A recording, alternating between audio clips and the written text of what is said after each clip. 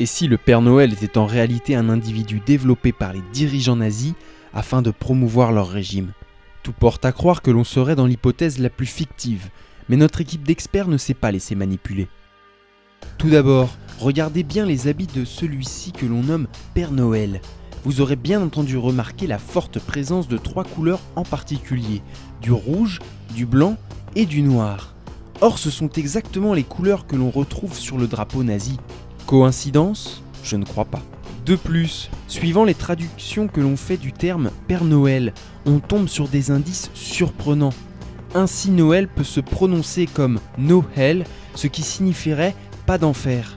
Cela pourrait alors rappeler les propos d'Adolf Hitler qui avait promis cela aux Allemands afin de se faire élire. Mais le doute est encore plus grand lorsque l'on traduit Père Noël en anglais. On trouve ainsi Santa Claus.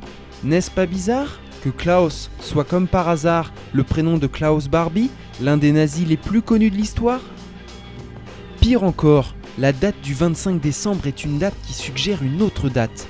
Effectivement, le 25 décembre fait 25-12.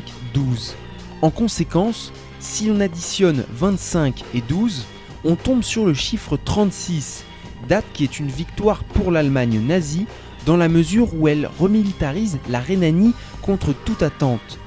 Coïncidence? Non, je ne crois pas.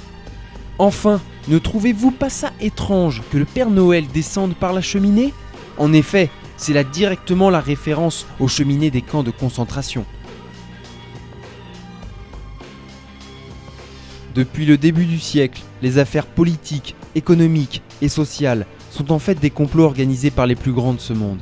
Le Père Noël n'a pas été choisi par hasard, il s'inscrit dans le processus de renouvellement de l'ordre mondial. La suite, au prochain épisode.